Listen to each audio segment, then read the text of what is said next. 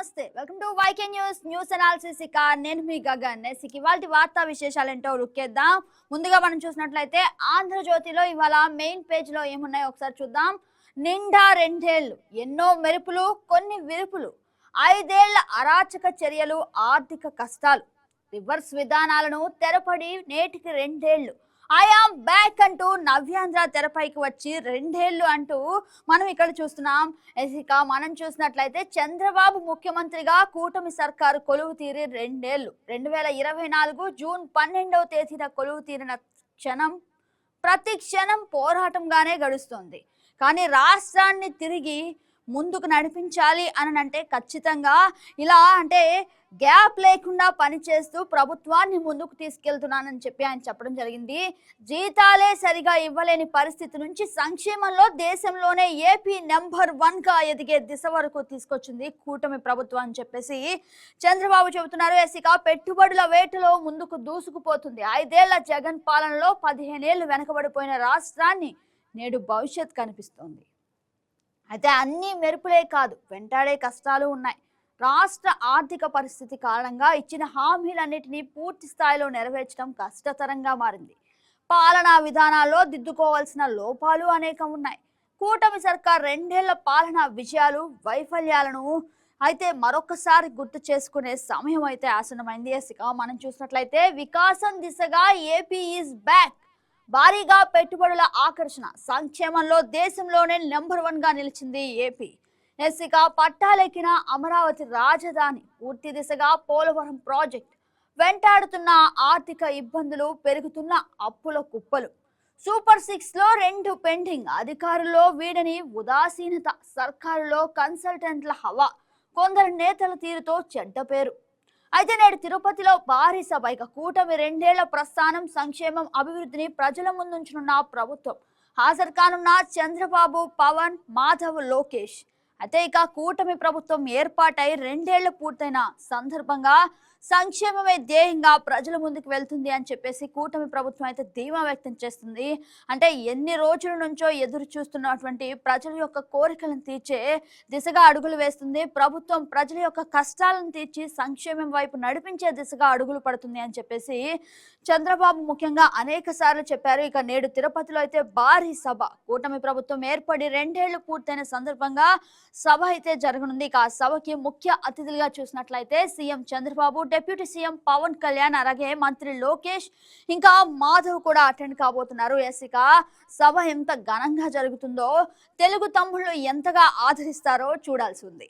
ఇక మరొక వార్తా విశేషం మనం చూసినట్లయితే ఈడీ దూకుడు అంటూ మనకి ఇక్కడ కనిపిస్తుంది. లిక్కర్ కేసులో రాజ్ కసిరెడ్డి, వాసుదేవరెడ్డి అరెస్ట్, చంచల్గూడ జైలుకు తరలింపు.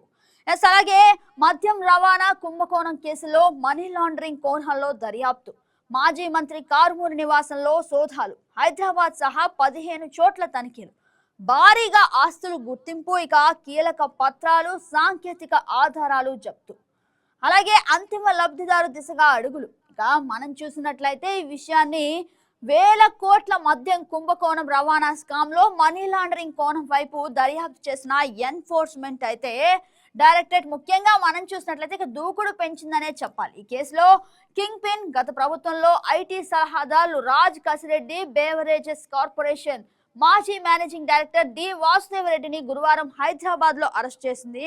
ఇక ముఖ్యంగా మనం చూసినట్లయితే మాజీ మంత్రి కారుమూరి నాగేశ్వరరావు నివాసంలో సోదాలు నిర్వహించింది. మద్యం రవాణా కుంభకోణం కేసులో మనీ లాండరింగ్ కోణంలో రాజ్ కసిరెడ్డి, వాసుదేవరెడ్డిని అరెస్ట్ చేసింది. ఇక ముఖ్యంగా ఈడీ అధికారులు అయితే వెల్లడించారు. వీరిద్దరిని ఈడీ కార్యాలయం నుంచి గురువారం సాయంత్రం గాంధీ ఆసుపత్రికి తరలించి వైద్య పరీక్షల అనంతరం ఆ తర్వాత ప్రత్యేక న్యాయస్థానంలో హాజరుపరిచారు. ఇక 14 రోజులు జ్యుడిషియల్ రిమాండ్ విధించాలని చెప్పి న్యాయమూర్తి ఆదేశించడంతో పటిష్టమైన భద్రత మధ్య చంచల్గూడ జైలుకు తరలించారు. మద్యం రవాణా టెండర్లు అక్రమాలపై ఏపీ సిట్ నమోదు చేసిన మరో కేసు ఆధారంగా తాజాగా ఈడీ అధికారులు ఈసీఐఆర్ నమోదు చేశారు. ఇక మనం చూసినట్లయితే మద్యం రవాణా టెండర్ కేసులో కొన్ని విషయాలైతే ప్రజల ముందుకు రావాల్సిన అవసరం ఉంది. అసలు ఎక్కడ ఏం జరుగుతుంది అన్న విషయాలు మరిన్ని దర్యాప్తులో తెలిసే అవకాశం కనిపిస్తుంది. ఇక మనం చూసినట్లయితే ముఖ్యంగా అంటే ఆయన కుమారుడు సునీల్ రెడ్డి, ముఖ్యంగా అంటే రాజ్ కసిరెడ్డి, వాసుదేవ్ రెడ్డి ఆయన బంధువు నరసింహారెడ్డిల ఇల్లు కార్యాలయాలు ఈడీ అధికారులు అయితే తనిఖీలు చేస్తున్నారు. ఇక హైదరాబాద్ నాన్కారాంగూడలోని ఆయన ఇంటి నుంచి రాజ్ కసిరెడ్డిని అదుపులోకి తీసుకున్న పోలీసులు. అయితే మరిన్ని విషయాలు తెలియాల్సిన అవసరం ఉంది.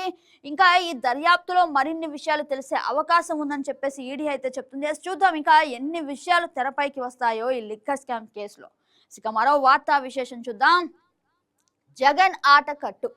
కేవలం ఇంటర్ కాలేజీ పార్టిసిపేషన్ తో క్రీడా కోటాలో పోస్టులు ఇచ్చింది జగన్ సర్కారే. ఇక ముఖ్యంగా చూసినట్లయితే సచివాలయాలకు ఇలాగే ఉద్యోగాల భర్తీ, కానీ నెపం మాత్రం కూటమి ప్రభుత్వంపై. అలాగే ఇంటర్ను డిఎస్సిలో పరిగణించలేదు. అంతర్జాతీయ, జాతీయ, రాష్ట్ర స్థాయి క్రీడా పోటీల్లో పాల్గొన్న వారే పరిగణలోకి. గోల్డ్ సర్టిఫికేట్ అప్లోడ్ చేయలేదని కోర్టుకు స్వయంగా తెలిపిన దుర్గయ్య. ఇక మనం చూసినట్లయితే మెడల్ వచ్చినా జాబ్ ఇవ్వలేదంటూ పక్కన కూర్చోబెట్టుకొని జగన్ చివాకులు.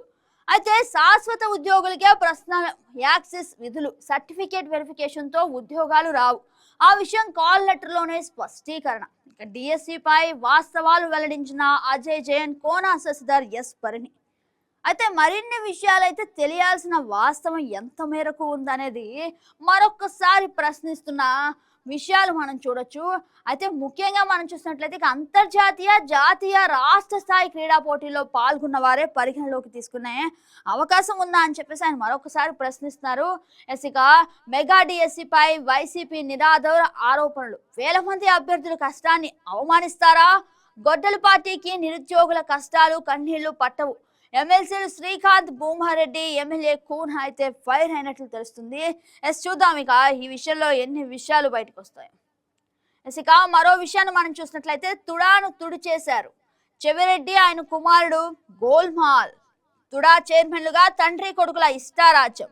వారే చైర్మన్లు, వారే ఇంటి కంపెనీకి పనులు. ఇక ముఖ్యంగా మనం చూసినట్లయితే 3,500 సిమెంట్ బెంచు, 8,500కు కొనుగోలు. అంటే తుడా నిధులతో 430 సార్లు ఫ్లైట్లు ఎక్కిన చెవిరెడ్డి. చంద్రగిరి నియోజకవర్గంలోనే 200 కోట్లు ఖర్చు. అడ్డగోలుగా నిధుల వాడకం, మళ్లింపు. ఇక చేతివాటం చెవిరెడ్డి రెండో కుమారుడు కంపెనీకి 40 కోట్ల పనులు. అయితే ఏంటి అసలు ప్రభుత్వ సొమ్ము ఇంతలా వాడే అంత అవకాశం వీళ్ళకి ఎలా దొరికింది అనే ప్రశ్న అయితే వ్యక్తం అవుతూనే ఉంది. ఇక మరొక వార్తా విశేషం చూసినట్లయితే విశాఖ లోక్సభ సీటు 3 ముక్కలు. కడప, రాజంపేట, నంద్యాల స్థానాలు కూడా. తెలంగాణ, హైదరాబాద్, సికింద్రాబాద్ సైతం. ఇక లోక్సభ స్థానాలను 543 నుంచి 824 పెంచడం ప్రధాని ఆర్థిక సలహా మండలి వర్కింగ్ పేపర్ సమర్పణ. ప్రస్తుతం ఉన్న అన్ని నియోజకవర్గాల్లోనూ చీల్చక్కర్లేదు, 170 నియోజకవర్గాలను విభజిస్తే చాలని ప్రతిపాదన. అందులో 111 లోక్సభ స్థానాలను 3 భాగాలుగా అయితే విభజించే అవకాశం కనిపిస్తుంది. ఇక ముఖ్యంగా మనం చూసినట్లయితే 59 నియోజకవర్గాల్ని 2గా చీల్చాలి. అలాగే విభజనకు జనాభాతో పాటు భాషాపరమైన పోలరైజేషన్ చాలా అవసరం అని చెప్తున్నారు. ఇక పట్టణీకరణ, ఎస్సీ ఎస్టీ జనాభాను చూడాలనేదే సూచన. అయితే ముఖ్యంగా ఈ విషయంలో కొన్నిసార్లు అయితే అంటే కాస్త ఎప్పుడు ఇస్తారు ఈ నియోజకవర్గ సీట్లు, అసలు ఎక్కడెక్కడ విభజిస్తారు అనే ప్రశ్న అయితే ప్రజల్లో ఆసక్తి నెలకొంది. చూద్దాం ఇక మరిన్ని విషయాలు తెలియాల్సి ఉంది దీనికి సంబంధించి. ఇక మరొక విషయం మనం చూసినట్లయితే వైజాగ్ స్టీల్ ప్లాంట్ లో మరో 2 ప్రమాదాలు. మొన్నటికి మొన్న మనం చూసినట్లయితే స్టీల్ ప్లాంట్ లో అయితే ఏకంగా 9 మంది మరణించారు. అంటే ఒక లిక్విడ్ పడిపోవటం వల్ల ప్రమాదకర పరిస్థితిలో 9 మంది చనిపోవడం జరిగింది. మళ్ళీ మనం చూసినట్లయితే నిన్న కావచ్చు, మొన్న కావచ్చు, మళ్ళీ ప్రమాదాలు కొనసాగటం మనం చూసాం. నిన్న అయితే ఉదయం 6:30 ఎవరైతే ఏ షిఫ్ట్ కు వచ్చిన కార్మికులు అయితే ఇబ్బందిని పడిన వాతావరణం అయితే మనం చూడొచ్చు. అసలు ప్రమాదం ఏం జరిగింది అనేది మనం ఒకసారి చూద్దాం. లాడిల్ కు రంధ్రం, 80 టన్నులు ఉక్కుల నేలపాలు. అంటే 80 టన్నుల ఉక్కు నేలపాలు అయితే జరిగింది. ఇక మంటలు రేగడంతో కార్మికులు పరుగులు. ఇదే విభాగంలో రాత్రి ఆక్సిజన్ బ్లోయింగ్ సమయంలో బయటకు వచ్చిన ద్రవపు ఉక్కు. ప్లాంట్ లో 3 సీనియర్ల సస్పెన్షన్. విధుల్లో నిర్లక్ష్యం కారణంగా వేటు. 2 సీనియర్లు బదిలీ, 1 రాజీనామా. అంటే 9 మంది మరణించినప్పటికీ కూడా ఇంకా కార్మికుల అంటే అసలు ఎలా పని చేస్తున్నారు, వాళ్ళకి అక్కడ అన్ని రకాల సౌకర్యాలు ఉన్నాయా, ఏమైనా ప్రమాదకర పరిస్థితులు ఉంటే వారు ఎలా తప్పించుకోవాలి అనే కనీస మినిమం మెజర్స్ కూడా తీసుకోకుండా యాజమాన్యం నిర్లక్ష్యపూరితమైన వైఖరి వల్ల ఇంతమంది చనిపోయారు అని చెప్పేసి కనిపిస్తుంది. ఇక నిన్నైతే బదిలీ వేటు పడినట్లుగా కూడా మనకు కనిపిస్తుంది. ఇక ఒకరైతే రాజీనామా కూడా చేశారు. అంటే విధుల్లో నిర్లక్ష్యం కారణంగా వేటు పడినట్లు తెలుస్తుంది. అంటే ముఖ్యంగా కార్మికుల యొక్క సంక్షేమం ఆలోచించకుండా ఇంత ప్రమాదకర పరిస్థితుల్లో కూడా ఎక్కడా కూడా ఎలాంటి లోటు జరగకుండా చూసుకోవాల్సిన పరిస్థితి ఉన్నప్పటికీ యాజమాన్యం నిర్లక్ష్యపూరితమైన వైఖరి వల్ల మళ్ళీ మరొకసారి అయితే అంటే వేటు పడిన అవకాశం కనిపిస్తుంది. ఇంకా వేటు పడే అవకాశం ఉన్నట్టు కూడా ప్రభుత్వం చెబుతుంది. అంటే ముఖ్యంగా ఎక్కడైతే ఇలాంటి అంటే విశాఖ ఉక్కు పరిశ్రమ అంటే చాలా పేరుగాంచిన పరిశ్రమ, కానీ అక్కడ కూడా ఇలాంటి విషయాలు చోటు చేసుకోవడం, ఏకంగా 9 మంది మరణించడం ప్రజల్లో అయితే ఇప్పుడు చాలా ఆసక్తికర విషయం. ఇంతమంది ప్రాణాలు కోల్పోయినప్పటికీ ఇంత నిర్లక్ష్యమా అన్నట్లుగా కూడా మనకు అనిపిస్తుంది. ఇక మరొక వార్తా విశేషం చూద్దాం. ఇక ఒకసారి సాక్షి పేపర్ చూద్దాం. సాక్షి పేపర్ లో ఇవాళ కనుక మెయిన్ హెడ్లైన్స్ ఒకసారి చూసినట్లయితే, తగా డిఎస్సి మెగా స్కామ్, చంద్రబాబు సర్కార్ పై వైఎస్ఆర్సీపీ అధ్యక్షుడు మాజీ సీఎం వైఎస్ జగన్ నిప్పులు. ఇక జగన్ మరొక్కసారి నిప్పులు జరిగిన విషయం అయితే మనకు కనిపిస్తుంది. ఇక ఈ విషయం ఏంటనేది మనం పరిశీలించినట్లయితే మనకి ఇక్కడ కనిపిస్తుంది, దగా డిఎస్సి మెగా స్కామ్, చంద్రబాబు సర్కార్ పై వైఎస్ఆర్సీపీ అధ్యక్షుడు మాజీ సీఎం వైఎస్ జగన్ నిప్పులు.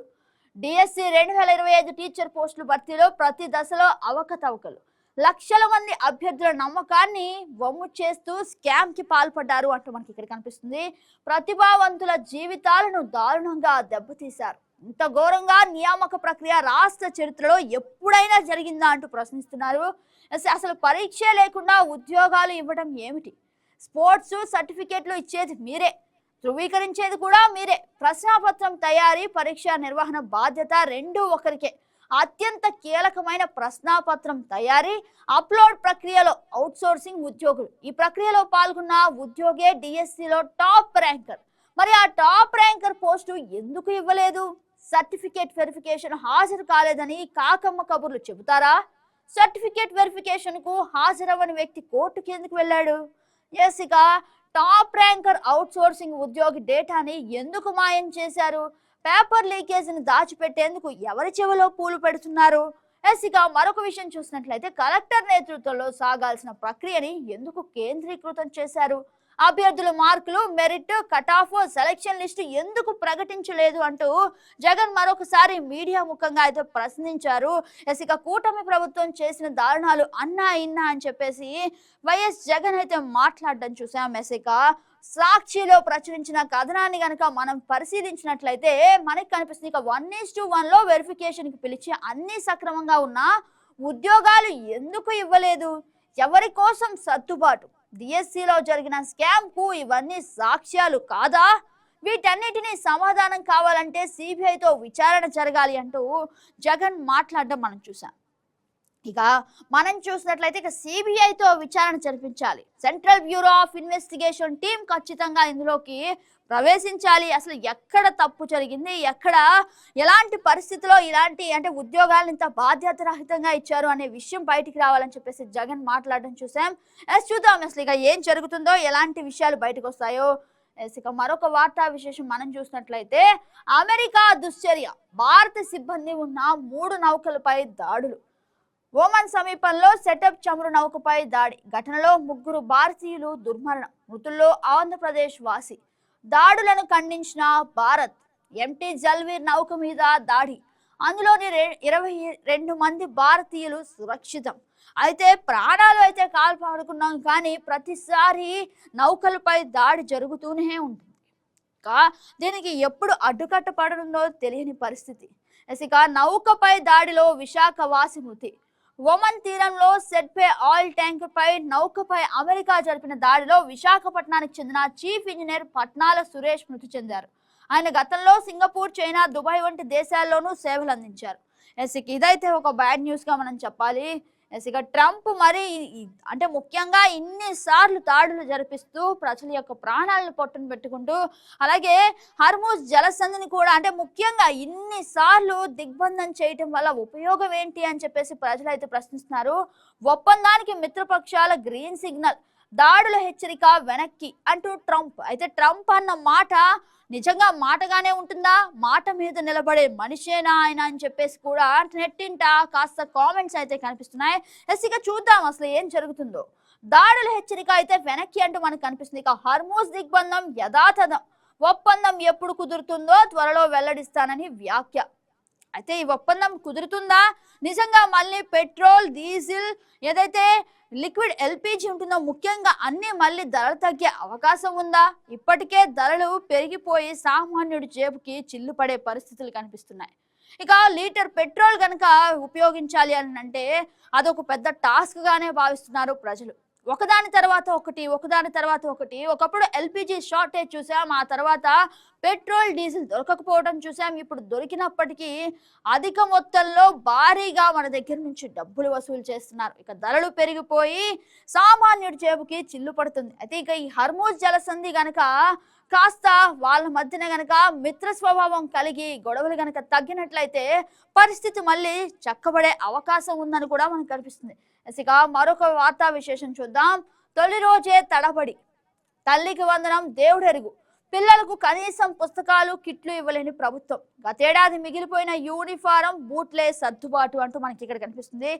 ఇక సాక్షిలో ప్రచురించిన కథనాన్ని కనుక మనం చూసినట్లయితే కానరాని స్టూడెంట్ కిట్లు, ఊసేలేని తల్లికి వందనం, దుస్థితి నడుమ శుక్రవారం విద్యా సంవత్సరం 2026-27 ప్రారంభమవుతుంది.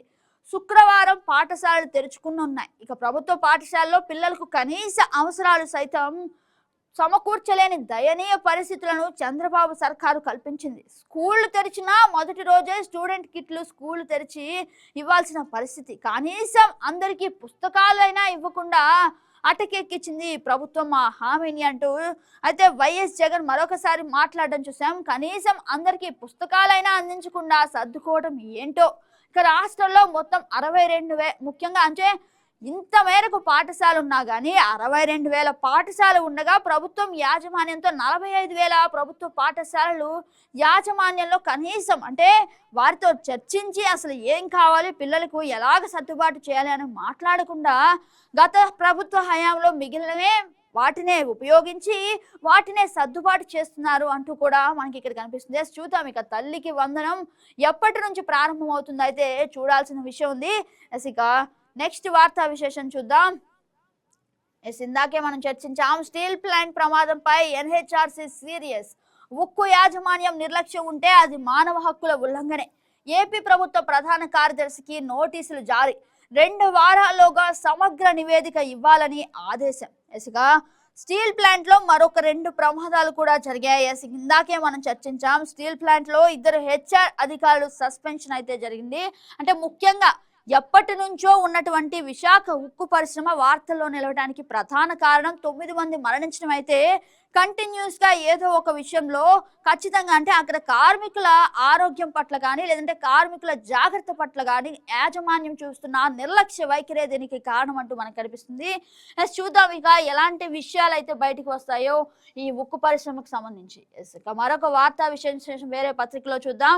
ఒకసారి ఆంధ్రప్రభ చర్చిద్దాం. ఆంధ్రప్రభలో గనుక ముఖ్యమైన విషయాలు చూద్దాం. ఒక్కసారి ముఖ్యమైన విషయాలు కనుక మనం పరిశీలించినట్లయితే ఇక నవ్యాంధ్ర సాకారమే లక్ష్యం, వికసిత్ భారత్ కు అనుసంధానంగా ఏపీ విజన్, లక్ష్యాలను చేరేందుకు సాంకేతికత, పెట్టుబడులు ఆకర్షించేలా పాలసీలు, డిజిటల్ హెల్త్ కార్డులు. అలాగే ముఖ్యంగా మనం చూసినట్లయితే ఇక గ్రోత్ వైపు భారత్ అడుగులు, నీతి ఆయోగ్ భేటీలో సీఎం చంద్రబాబు, వికసిత్ భారత్ లో పాటు స్వర్ణాంధ్ర 2047 విజన్ సాధించడమే తమ ముందున్న ప్రధాన లక్ష్యమని సీఎం చంద్రబాబు వెల్లడించారు.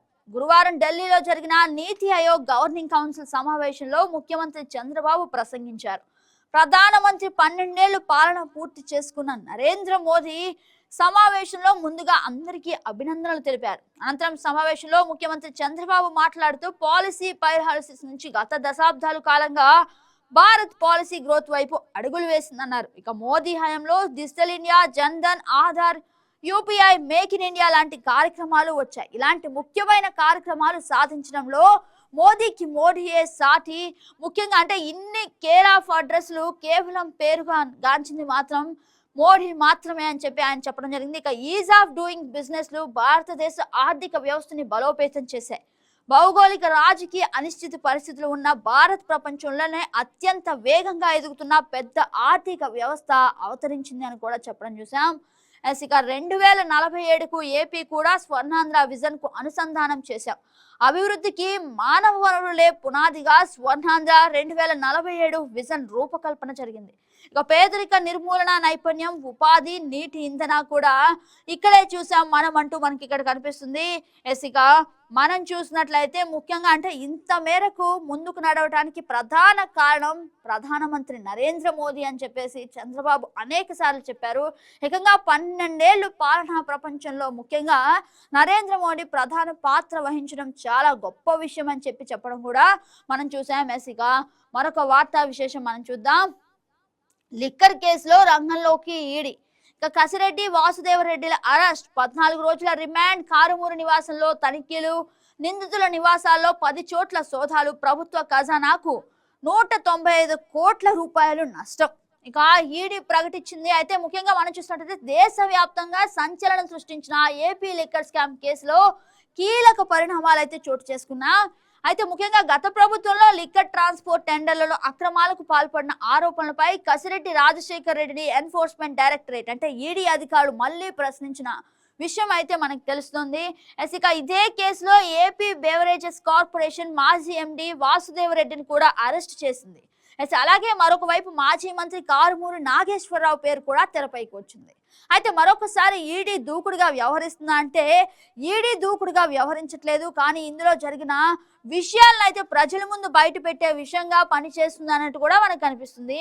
ముఖ్యంగా మనం చూసినట్లయితే ఈ వ్యవహారంలో పూర్తి స్థాయిలో రంగంలోకి దిగిన ఈడీ అధికారులు 2 తెలుగు రాష్ట్రాల్లో ఏకంగా 10 చోట్ల అయితే సోదాలు నిర్వహించారు. 10 చోట్ల సోదాలు నిర్వహించి దర్యాప్తులో భాగంగా లిక్కర్ రవాణా టెండర్ల అక్రమాల కేటాయింపులో ద్వారా ముఖ్యంగా ప్రభుత్వానికి సుమారు 195 కోట్ల రూపాయలు అయితే నష్టం పడింది. అంటే ఇంత మేరకు నష్టం జరిగింది. అసలు ఈ స్కామ్ లో ఎవరెవరు ఉన్నారు, ఎంతమంది పాత్ర వహించారు అనేది ముఖ్య విషయం. అయితే ఈ విషయంలో కొన్ని విషయాలు తెరపైకి రావడానికి ఇంకాస్త సమయం పట్టే అవకాశం కనిపిస్తుంది. ఇక నెక్స్ట్ వార్తా విశేషం మనం చూసినట్లయితే ఇక అమ్మాయిలు ధమాకా అంటూ మనకి ఇక్కడ కనిపిస్తుంది. నేటి నుంచి మహిళల T20 ప్రపంచ కప్ సమరం. తొలిసారి బరిలోకి 12 జట్లు. తొలి మ్యాచ్ లో ఇంగ్లాండ్ తో శ్రీలంక డి. ఇక 14న భారత్ పాకిస్తాన్ హై వోల్టేజ్ పోరు. ముఖ్యంగా హర్మన్ సేన్ పై భారీ అంచనాలు అయితే ఉన్నాయి. ఇక ఈ మహిళా జట్టు ఏం చేస్తుందో, ఎలా విజృంభిస్తుందో చూడటానికైతే ప్రపంచం అంతా సిద్ధంగా ఉంది. ఇక మరొకసారి T20 ప్రపంచ కప్ సమరం అయితే మోకపోతుంది. చూద్దాం ఏం జరుగుతుంది.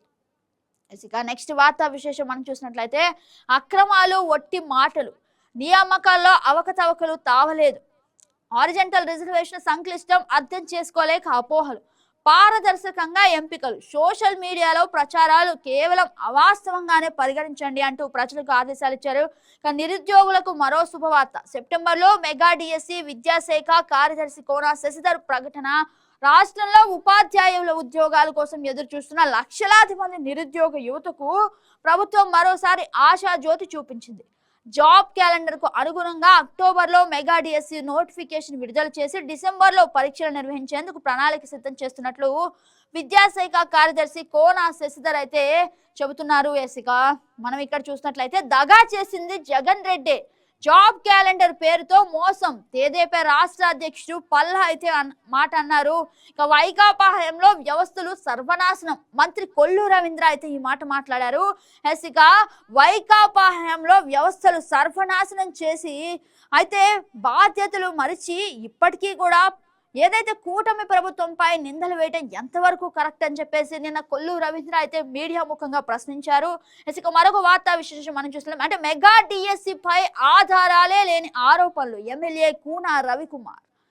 అవినీతికి మారు పేరు జగన్. ఎమ్మెల్సీ కంచర్ల శ్రీనివాస్ అయితే మాట మాట్లాడారు. ఇక దారుణంగా పరిణమించిన గొడ్డలి ముఠా. ఎమ్మెల్సీ భూమా ముఖ్యంగా అంటే ఎన్నిసార్లు ఇంత తప్పు చేసినప్పటికీ కూడా కూటమి ప్రభుత్వంపై నెట్టే ఎందుకు ఈ కార్యాచరణ, ఎందుకు ఇలాంటి సిద్ధాంతాలను పెట్టుకుంది వైసీపీ గొడ్డలి పార్టీ అంటూ మనకి ఇక్కడ కనిపిస్తుంది. ఇక నెక్స్ట్ వార్తా విశేషం మనం చూసినట్లయితే కూటమి ప్రభుత్వంపై నమ్మకంతోనే పెట్టుబడులు. ప్రభుత్వం వద్ద 1.56 లక్షల ఎకరాల ల్యాండ్ బ్యాంక్. ఇక 2 ఏళ్లలో 77 పెద్ద మెగా యూనిట్లు వచ్చాయి. ముఖ్యంగా మనం చూసినట్లయితే 4.6 లక్షల కోట్ల పెట్టుబడులు, ఇక 4.47 లక్షల ఉద్యోగాలు. రాష్ట్రంపై పారిశ్రామికవేత్తలు విశ్వాసం కల్పించగలిగారు. ఇదే మేము సాధించిన అతిపెద్ద విజయం. రెడీ టు మూవ్ పద్ధతిలో ల్యాండ్ బ్యాంక్ సిద్ధం. ఇక ఆంధ్రప్రభ ముఖ్యంగా అంటే ఆంధ్రప్రభ ముఖాముఖిలో ఈ విషయం అయితే ఎండి దినేష్ కుమార్ అయితే వెల్లడించారు. ఇక ఖచ్చితంగా నమ్మకంతోనే పెట్టుబడులు జరుగుతున్నాయనే విషయం కూడా మనకు తెలిసింది. ఇక నెక్స్ట్ వార్తా విశేషం మనం చూసినట్లయితే ప్రతి 5గురిలో ఒకరు చిన్నారి పెళ్లి కూతురు. ఏంటి చిన్నారి పెళ్లి కూతురు? సీరియల్ మాట వచ్చేసింది. చిన్నారి పెళ్లి కూతురు అంటే అదొక సీరియల్ కదా అనుకుంటున్నారా? కానే కాదు, నిజ జీవితంలో నిజంగా మన మధ్య జరుగుతున్న విషయాలు.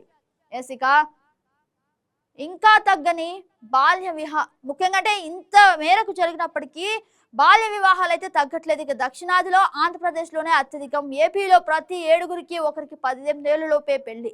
కాస్త మెరుగైన స్థితిలో తెలంగాణ. ఇక బాలికా విద్య పెరుగుతున్నా, ప్రభుత్వం ఎన్ని అవగాహన కార్యక్రమాలు నిర్వహిస్తున్నా, ఎంత మేలు కొలుపుతున్నా, ఎక్కడ వేసిన గొంగలి అక్కడే అన్న తీరులో బాల్య వివాహాలు మాత్రం తగ్గడం లేదు. వికసిత భారత్ కోసం ఎన్ని దార్శికతలు ప్రకటిస్తున్నా పేదరికం కారణంగా ముఖ్యంగా అంటే ఆడపిల్లల పెళ్లిళ్ళు అయితే జరుగుతూనే ఉన్నాయి. చిన్నారి పెళ్లి కూతురు ఎందరో ఉన్నారు అంటూ కూడా మనకి ఇక్కడ కనిపిస్తుంది. ఎక్కడ చూసినా అంటే తగ్గే ముఖం కనిపించడం లేదు, మనకి తెలియకుండానే జరుగుతున్నాయి. అంటే ఇప్పటికైతే వార్తల్లో నిలిచే విషయాలు కొన్నే, కానీ చిన్నారి పెళ్లి కూతురు ఎందరో అని చెప్పేసి రిపోర్ట్ తెలియజేస్తుంది. చూద్దాం ఇంకా మరిన్ని విషయాలు బయటకు వస్తాయి. విశాలాంధ్ర ఒకసారి చూద్దాం. విశాలాంధ్ర కనుక మనం చూసినట్లయితే ముఖ్యంగా ఇక సమరమే. మోదీ సర్కార్ కు వ్యతిరేకంగా దేశవ్యాప్తంగా ఆందోళనలు అయితే కనిపిస్తున్నాయి. ఇక కాంగ్రెస్ అయితే కీలక నిర్ణయం తీసుకుంది. త్వరలోనే కార్యాచరణ ఖరారు. ఇక కాంగ్రెస్ టీఎంసీ విలీనం ఒట్టి మాటే. KC Venugopal Reddy BJP seat చోరీకి పాల్పడుతుంది అంటూ మండిపాటు. అలాగే ముఖ్యంగా మనం చూసినట్లయితే కేంద్రంలోని మోదీ సర్కార్ విధానాలకు వ్యతిరేకంగా దేశవ్యాప్తంగా ఆందోళన చేపట్టాలని కాంగ్రెస్ పార్టీ నిర్ణయించింది. గురువారం దేశ రాజధాని ఢిల్లీ ఇందిరాభవన్ లో కాంగ్రెస్ పార్టీ కీలక సమావేశం జరిగింది. ఇక పార్టీ ప్రధాన కార్యదర్శులు, రాష్ట్ర వ్యవహారాల ఇన్ఛార్జీలు, రాష్ట్ర పార్టీ అధ్యక్షులతో జరిగిన అత్యవసర సమావేశంలో అయితే కాంగ్రెస్ అధ్యక్షుడు మల్లికార్జున్ ఖర్గే, అగ్రనేతలు రాహుల్ గాంధీ, ప్రియాంక గాంధీ నేతలకు దిశానిర్దేశం చేశారు. ఇక ఈ భేటీలో అనేక అంశాలపై కాంగ్రెస్ అగ్రనాయకత్వం చర్చించింది. 3 గంటల పాటు సాగిన సమావేశంలో చర్చించిన విషయాలపై ముఖ్యంగా ప్రధాన కార్యదర్శి కేసీ వేణుగోపాల్ మీడియాకి వివరించినవైతే మనం చూసాం. ఇక నెక్స్ట్ వార్తా విశేషం మనం చూద్దాం. చురుగ్గా ఋతుపవనాలు. విశాలాంధ్రలో ప్రచురించిన ఈ విషయం అయితే మనం ఒక్కసారి చూస్తే నైరుతి ఋతుపవనాలు చురుగ్గా కదులుతున్నాయి. ఏపీ, తెలంగాణ, కర్ణాటకలోని మరికొన్ని ప్రాంతాలకు ఋతుపవనాలు విస్తరించినట్లు మనకు కనిపిస్తుంది. ఇక అంటే విశాఖపట్నం వాతావరణ కేంద్రంగా రానున్న 2-3 రోజుల్లో మిగిలిన ప్రాంతాల్లోనూ విస్తరించేందుకు కనిపిస్తున్నాయి. ఇక వాతావరణం ఎప్పుడు ఎలా మారుతుందో చెప్పలేనటువంటి పరిస్థితి. ఇక వాతావరణం ఎప్పుడు మారినప్పటికీ కూడా ప్రజలు కాస్త అప్రమత్తంగా ఉండాలి. ప్రయాణాలు కాస్త చూసుకొని ప్రయాణించాలి. ముఖ్యంగా అంటే చిన్నపిల్లలు అలాగే పెద్దవారికి సంబంధించి అంటే ఎండలు ఎక్కువగా వీస్తే గనక చిన్నపిల్లలు, పెద్దవారు చాలా జాగ్రత్తగా ఉండాలి. ఎందుకంటే అత్యధిక ఉష్ణోగ్రతలు నమోదయ్యే అవకాశం కనిపిస్తుంది కాబట్టి. ఇక మరొక వార్తా విశేషం మనం చూసినట్లయితే అన్నదాత అంటే అలుసెందుకు? ఖరీఫ్ సీజన్ పై ప్రభుత్వం సీతకన్ను. విత్తనాల పంపిణీ, ముఖ్యంగా అంటే రుణాల మంజూరుపై ఎందుకు ఇంత అస్పష్టత నెలకొంది అనేది కూడా మనకు కనిపిస్తుంది. ఇక పాలకుల నిర్లక్ష్యం, సంక్షోభంలో వ్యవసాయ రంగం, ప్రచార ఆర్భాటం, ఆచరణలో శూన్యం. కరువు పంటలకు ముఖ్యంగా అంటే ఎందుకు ఇంత మేరకు రైతులంటే చులకన అభావం అంటూ మనకు కనిపిస్తుంది. ఇక వ్యవసాయ రంగం నేడు పాలకుల నిర్లక్ష్యానికి గురై తీవ్ర సంక్షోభంలో కొట్టుమిట్టాడుతుంది. రాష్ట్ర జనాభాలో దాదాపు 62% మంది ప్రత్యక్షంగా, పరోక్షంగా జీవనోపాధి కల్పిస్తూ గ్రామీణ ఆర్థిక వ్యవస్థకు ఏకైక ఆధారంగా నిలుస్తుంది. అయితే రైతు దేశానికి వెన్నుముక్క అంటారు, కానీ రైతు పరిస్థితి చూస్తే మాత్రం ఇలాంటి పరిస్థితి. అంటే ఎక్కడైతే విత్తనాలు కొనుక్కుంటారో వాటిలో నాణ్యత ఉండదు. అలాగే ఎప్పుడైతే ఇక ఈ ముఖ్యంగా ఈ సీజన్ కనుక మనం చూసినట్లయితే అంటే ఇంత మేరకు వ్యవసాయ రంగం నేడు పాలకులు అంటే ఎందుకు వాళ్ళ అంటే ఇంత మేరకు నిర్లక్ష్యానికి గురవుతుంది. వాళ్ళేమో ఎప్పుడు ఈ పంట వేస్తామా చేతికి డబ్బులు అందుతాయా అన్నట్లుగా రైతులు ఎదురు చూస్తూ ఉంటారు. కానీ సరైన గిట్టుబాటు ధర రాకపోవటం ఒక ఎత్తు అయితే అసలు ముందు నుంచి అంటే ఇంతమంది ఆధారపడి జీవిస్తున్నప్పటికీ రాష్ట్ర స్థూల దేశీయ ఉత్పత్తిలో దీని వాటా సుమారు 35% నుంచి 37% వరకు ఉందంటే మన రాష్ట్ర ఆర్థిక గమనంలో దీని ప్రాధాన్యత ఎంత ఉందో స్పష్టమవుతుంది. ఇంతటి కీలకమైన రంగంపై ఆధారపడి జీవిస్తున్న వాళ్ళలో అత్యధిక శాతం చిన్న సన్నకారు కౌలు రైతులే. జూన్ లో ఖరీఫ్ సీజన్ అధికారికంగా ప్రారంభమైనప్పటికీ క్షేత్రస్థాయిలో విత్తనాల పంపిణీ నుంచి రుణాల మంజూరు వరకు పాలకుల ముందస్తు ప్రణాళికలపై స్పష్టత కనిపించకపోవడంతో గందరగోళం నెలకొంది. ఈ ఏడాది కూడా సాగు అగమ్య గోచరంగా మారుతుందేమోనని భయాందోళనలు అన్నదాతలు అయితే క్లియర్ గా కనిపిస్తున్నాయి. ఇక నెక్స్ట్ వార్తా విశేషం మనం చూసినట్లయితే న్యూస్ క్లిక్ పై ఈడీ కేసు రద్దు. ఇక న్యూస్ క్లిక్ వార్తా సంస్థపై ఎన్ఫోర్స్మెంట్ డైరెక్టరేట్ ఈడీ మోపిన కేసును ఢిల్లీ హైకోర్టు తోసిపుచ్చింది. ప్రబీర్ పూరక అయిన సంస్థ అంటే విదేశాల నుంచి అక్రమంగా నిధులు సేకరించారని ఈడీ కేసు మోపింది. న్యూస్ క్లిక్ విదేశీ సంస్థ నుంచి నిధులు సేకరించిందని ఏ రంగమైనా న్యాయపరంగా ఉల్లంఘించకుండా అంటే ఎక్కడ ఇబ్బంది లేకుండా మాత్రమే చేయాలని చెప్పేసి కూడా మరొకసారి ఆదేశాలు ఇచ్చినట్టు చూస్తాం. ఇక మరొక వార్తా విశేషం మనం చూసినట్లయితే 2 వారాల్లో పూర్తి నివేదిక ఇవ్వాలని చెప్పేసి విశాఖ ఉక్కు పరిశ్రమ ప్రమాదంపై విచారణకు ఎన్హెచ్ఆర్సి ఆదేశం అయితే మనం చూస్తున్నాం. ఇక ప్రభుత్వ ప్రధాన కార్యదర్శికి నోటీసు. ఆ విశాఖ స్టీల్ ప్లాంట్ ఘటనపై జాతీయ మానవ హక్కుల కమిషన్ స్పందించింది. ఉక్కు కర్మాగారంలో ఈ నెల 8న జరిగిన పేలుడు 9 మంది కార్మికులు మరణించడం, మరో 6 తీవ్రమైన గాయాలకు గురి కావడంపై వచ్చిన మీడియా కథనాలను ఎన్హెచ్ఆర్సి సుమోటోగా స్వీకరించింది. యాజమాన్యం భద్రతా నిబంధనలను విస్మరించింది. కార్మిక సంఘం ఆరోపించినట్లు సమాచారం. ఈ విషయంపై విచారణ జరిపి 2 వారాల్లోగా సమగ్ర నివేదికను సమర్పించాలని కోరుతూ కమిషన్ ఆంధ్రప్రదేశ్ ప్రభుత్వ ప్రధాన కార్యదర్శికి నోటీసు జారీ చేసింది. ఇక గాయపడిన కార్మికుల ఆరోగ్య పరిస్థితి అలాగే ముఖ్యంగా మనం చూసినట్లయితే ఇక బాధితులు మృతుల కుటుంబాలకు చెల్లించాల్సిన పరిహారం ఎక్స్గ్రేషియా వివరాలను కూడా ఈ నివేదికలో పొందుపరచాలని ఎన్హెచ్ఆర్స్ అయితే ముఖ్యంగా ఆదేశాలు జారీ చేసింది. ఇక తెలియాల్సి ఉంది అసలు ఏం జరుగుతుంది, ఇక ఎప్పటికి ముందుకు వస్తుందని చెప్పేసి. ఇక మల్లయ్య కొండపై మైనింగ్ 100 మిలియన్ టన్నుల ఇనుప ఖనిజం దోపిడీకి కుట్ర. గుట్టుగా సాగిన టెండర్ల ప్రక్రియ, భక్తుల మనోభావాలు పట్టించుకొని పాలకులు, పోరాటానికి సిద్ధమైన తంబలపల్లి ప్రజలు. అన్నమయ్య జిల్లాలో ప్రముఖ పుణ్యక్షేత్రమైన మల్లయ్య కొండపై మైనింగ్ రాజుల కన్నుపడింది. ఇక మనం చూసినట్లయితే కొండల సముదాయంలో ఉన్న 100 మిలియన్ల టన్నులు ఇనుప ఖనిజం దోచుకునేది ఓ సంస్థ కుట్ర పడింది. ఇక పాలకులు కూడా వీరికి సహకరిస్తూ టెండర్లు అనుకూలమైన వారికి ఇవ్వటం ఇక్కడ మరొక విషయంగా మనం చూడొచ్చు. అంటే ఇంత మేరకు ఇక్కడ కుంభకోణం జరుగుతున్నప్పటికీ అధికారులు ఏం చేస్తున్నారు? అధికారులు నిర్లక్ష్యపూరితమైన వైఖరి ఇక్కడ కనిపిస్తుంది. లేదా అధికారులు కూడా ఇందులో పాలు పంచుకున్నారా అన్న విషయం అయితే కాస్త తెలియాల్సి ఉంది. చూద్దాం అసలు ఏం జరుగుతుందో, ఎలాంటి విషయాలు బయటికి రానున్నాయి. అసలు నెక్స్ట్ వార్తా విశేషం కనుక మనం చూసినట్లయితే ముఖ్యంగా మనకి ఇక్కడ కనిపిస్తుంది బెంగాల్లో 4000 ఈవీఎంలు దగ్ధం. పశ్చిమ బెంగాల్లోని ఓ ప్రభుత్వ భవనంలో ముఖ్యంగా భారీ అగ్ని ప్రమాదం సంభవించింది. దాదాపు 4000 ఈవీఎంలు దగ్ధమయ్యాయి. ఈ మేరకు రాష్ట్ర మంత్రి కౌశిక్ చౌదరి వెల్లడించారు. కోల్కతాలోని అలీపూర్లో ఉన్న 9 అంతస్తుల భవనంలో ప్రభుత్వ విభాగాలతో పాటు దక్షిణ 24 పరగణాల జిల్లా పరిషత్ కార్యాలయం ఉంది. ఈ భవనంలో మంటలను అదుపులోకి తెచ్చేందుకు అగ్నిమాపక సిబ్బంది 24 గంటలకు పైగానే సమయం పట్టింది. మంత్రి కౌశిక్ ఘటనా స్థలాన్ని పరిశీలించారు. ఇక 4000 ఈవీఎంలు కాలిపోయాయని స్పష్టం చేశారు. అయితే ఇక అసలు ఈ వెనక ఏం జరిగింది, ఎలాంటి పరిణామాలు చోటు చేసుకున్నాయి అన్న విషయాలపై అయితే కాస్త తెలియాల్సి ఉంది. ఇక అభివృద్ధి వనరులే మానవ పునాది అంటూ మనకు కనిపిస్తుంది. ముఖ్యంగా వాతావరణ కల్పనపై దృష్టి పెట్టాలన్నారు. గృహ నిర్మాణం, పారిశుద్ధ్యం, కుళాయి నీరు, వంట గ్యాస్, విద్యుత్, డిజిటల్ కనెక్టివిటీ, డిబిటీ లాంటి ప్రక్రియలు ప్రజలకు అందించాలన్నదే తమ లక్ష్యమని స్పష్టం చేశారు.